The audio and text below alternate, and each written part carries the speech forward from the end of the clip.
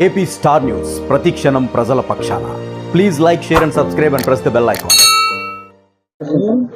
ఈరోజు మన యొక్క ఉండి నియోజకవర్గంలో ఇప్పుడు వారం రోజుల క్రితం motor cycle rally Janasena, Telugu Desam, BJP కలిపి పెట్టాలని అనుకున్నాం. అయినప్పటికీ ఇక మ్యారేజెస్ ఉండటం కానీ, ముహూర్తాల వల్ల కానీ, అదేవిధంగా చంద్రబాబు నాయుడు గారు జిల్లాలో 2 రోజుల ప్రోగ్రాం వల్ల కానీ అది అవలా. ఈ లోపల గత 2 రోజుల నుంచి కొన్ని ప్రింట్ మీడియాలో కానీ, ఎలక్ట్రానిక్ మీడియాలో కానీ వివిధ దుష్ప్రచారాలు జరుగుతూ ఉన్నాయి. ఉండి స్థానికంగా శాసనసభ్యుడిగా మరొకసారి చంద్రబాబు నాయుడు గత 2 సంవత్సరాల క్రితం అవకాశం కల్పించడం జరిగింది. తదుపరి మొన్న ఫస్ట్ లిస్ట్లో కూడా అనౌన్స్ చేయడం జరిగింది. అదేవిధంగా ఈ డోర్ క్యాంపెయిన్ కూడా సుమారుగా నేను సతీమణి కలిపి సుమారుగా 1560 కిలోమీటర్లు డోర్ టు డోర్ క్యాంపెయిన్ చేయడం జరిగింది. ఆగస్టు నెలలో మొదలెట్టి నేను 1430 కిలోమీటర్లు చేస్తే నా సతీమణి నా కుటుంబ సభ్యులు కానీ 130 కిలోమీటర్లు చేయడం జరిగింది. అంతేకాదు దాంతోపాటు జనసేన పొత్తు కలిసిన కానించి కూడా ఇక్కడ అప్పటికే ఇన్ఛార్జ్గా ఉండి ఆ వివిధ కమిటీలన్నీ కూడా సంపూర్ణంగా పూర్తి చేసుకుని ఆయన కూడా జనసేన తరఫు నుంచి యాస్పిరెంట్గా నాగరాజు గారు బీసీ వర్గానికి సంబంధించిన నాయకుడు ఆయన కూడా ఆశించడం, తదుపరి ఏదైతే పొత్తులో భాగంగా సిట్టింగ్లకి ఇస్తా అన్నప్పుడు అవకాశం ఇస్తా అన్నప్పుడు ఆయన కూడా దానికి సహాయ సహకారాలు జనసేన సైనికులు కానీ, తెలుగుదేశం పార్టీ కుటుంబ సభ్యులందరూ కూడా పూర్తి స్థాయిలో సహాయ సహకారాలు అందించి ఈరోజు డోర్ క్యాంపెయిన్ పూర్తి చేసుకోవడం జరిగింది. అంతేకాదు మన కరోనా సమయంలో కూడా సుమారుగా మా తెలుగుదేశం కార్యకర్తలు 18 రోజుల పాటు వాళ్ళ ప్రాణాలను లెక్క చేయకుండా స్నేహితులు కానీ, బంధుమిత్ర వర్గం కానీ అందరూ కూడా రోజుకి 300 మంది వాలంటరీగా 5 లక్షల మందికి కరోనా మందు పంపిణీ చేయడంలో వారందరూ సహాయ సహకారాలు అందించడం జరిగింది. అదేవిధంగా అదే కాకుండా గ్రామాల్లో కూడా ఎవరైతే నష్టపోతున్నటువంటి వ్యక్తులు ఉన్నారో వారందరికీ కూడా కిట్లు ఇవ్వడం కానీ, ఏదైతే ఫుడ్ మీద సంబంధించి అదేవిధంగా కూరగాయలు ఇవ్వడం కానీ కార్యకర్తల సహాయ సహకారంతో చేయడం జరిగింది. ముఖ్యంగా ఈ కార్యక్రమంలో కాకుండా ఇప్పుడు కూడా తెలుగుదేశం పార్టీ కుటుంబ సభ్యులు ఎప్పుడు కూడా పూర్తి స్థాయిలో కష్టపడి పని చేయడం జరుగుతూ ఉంది.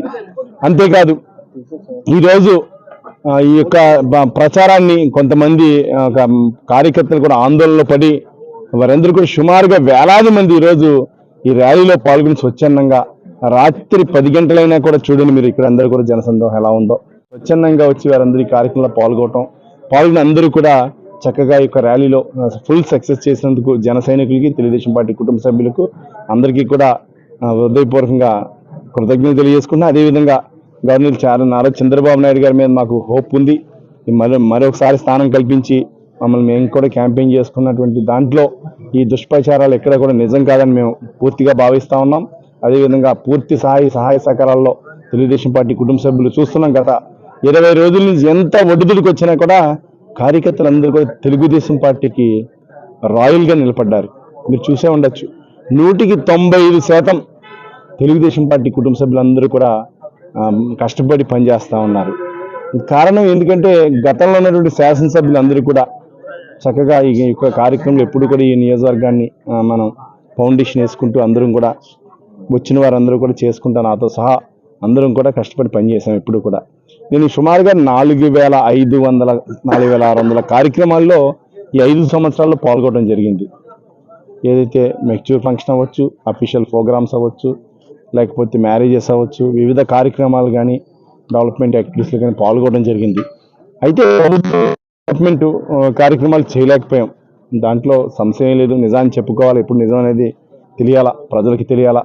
మనం ఈ రాబోయే రోజుల్లో మనం కంపల్సరీ డెవలప్మెంట్ మీద పూర్తి దృష్టి సాధించి ప్రభుత్వం రాగానే అన్ని కార్యక్రమాలు నేనైతే కలగనటువంటి కార్యక్రమాలను అన్నీ కూడా పూర్తి స్థాయిలో ప్రజలకు అందరికీ కూడా అందించి మరొకసారి 2024 మే 13 జరిగేటువంటి ఎలక్షన్లో అత్యధిక మెజార్టీతో నన్ను గెలిపించడానికి ప్రజలందరూ, అదేవిధంగా జన సైనికులు, బీజేపీ వారు కూడా సహాయ సహకారాలతో పూర్తి స్థాయిలో మరొకసారి ఈ యొక్క గడ్డ తెలుగుదేశం కార్యకర్తల అడ్డ, అదేవిధంగా జనసేన అడ్డ, బీజేపీ అడ్డగా నిరూపిస్తామని చెప్పి 2014లో కూడా ఒకసారి చూసాం.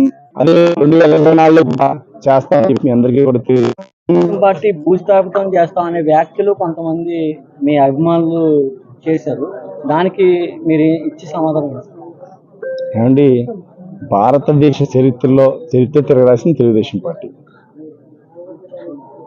ఈ నియోజకవర్గంలో తర్వాత ఆ చరిత్రని కొన్నిసార్లు ఒకసారి మాత్రమే వైఎస్ రాజశేఖర రెడ్డి గారి పాదయాత్రలో ఇక్కడ మార్పు జరిగింది. అదేవిధంగా రాష్ట్ర వ్యాప్తంగా సునామీ కింద ఫ్యాన్ ప్రభంజనంలో జగన్మోహన్ రెడ్డి గారు 151 స్థానాలు నెగ్గినప్పుడు కూడా కార్యకర్తలు కానీ నాయకులు కానీ పోటీ చేసిన నాయకులకి చరిష్మా కానీ అన్నీ కలిసి తెలుగుదేశం పార్టీ కార్యకర్తల అడ్డా. అదేవిధంగా 2014 కూడా 3 పార్టీల కలయిక వల్ల ఎంత మెజార్టీ కూడా వచ్చింది చూసాం. పార్టీ మంచి నిర్ణయం తీసుకున్నప్పుడు ఇప్పుడు మంచి నిర్ణయం ఎదురుకెళ్తుంది. మంచి నిర్ణయం కాకపోతే నిర్ణయంలో మార్పులు చేర్పులు జరిగినప్పుడు కొన్నిసార్లు రాజకీయంగా నష్టపోవడం కూడా జరుగుతూ ఉంటుంది.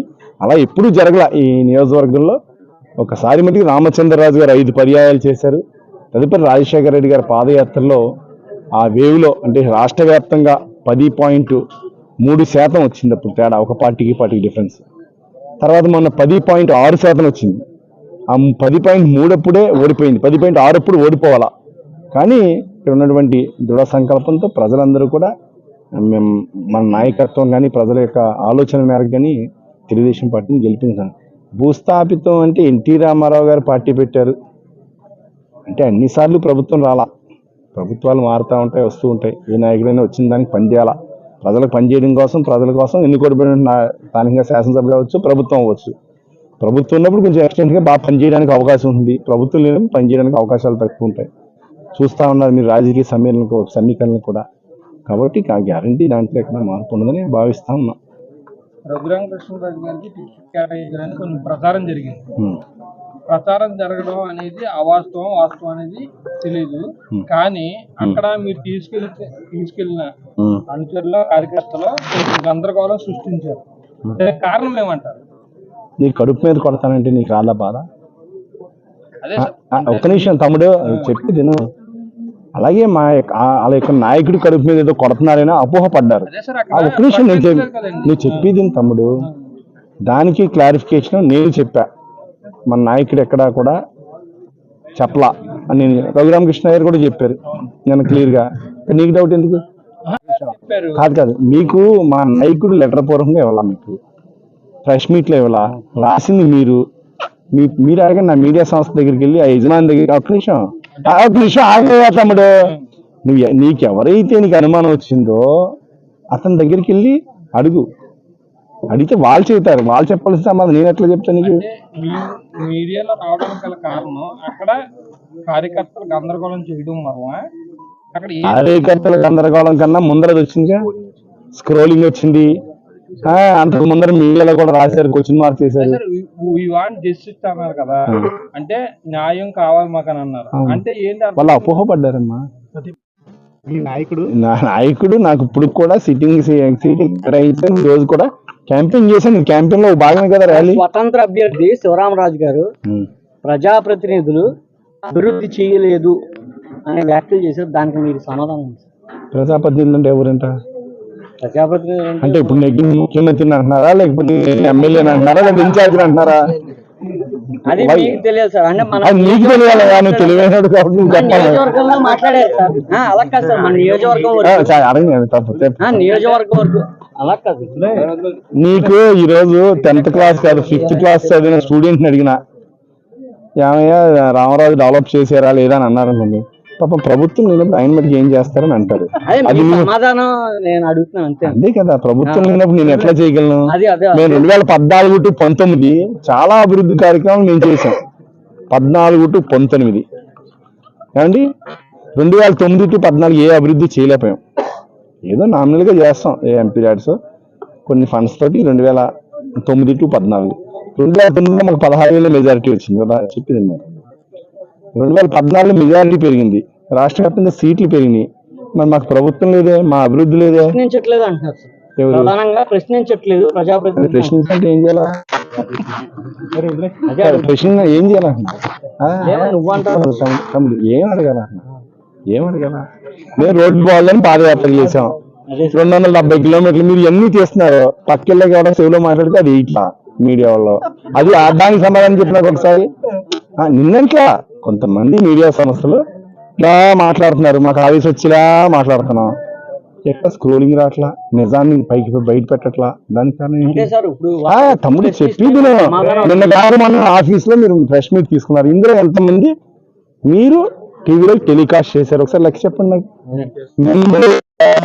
ఆఫీస్ లో ఉన్న ప్రెస్ మీట్ ఇచ్చాను కదా, అరౌండ్ 58 మంది వచ్చారు.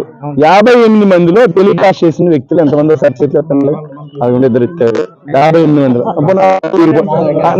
థ్యాంక్స్ మీ అందరికీ కూడా కృతజ్ఞతలు. టెలికాస్ట్ చేయకుండా ప్రశ్నించే హక్కు నీకు ఎట్లా వస్తుంది?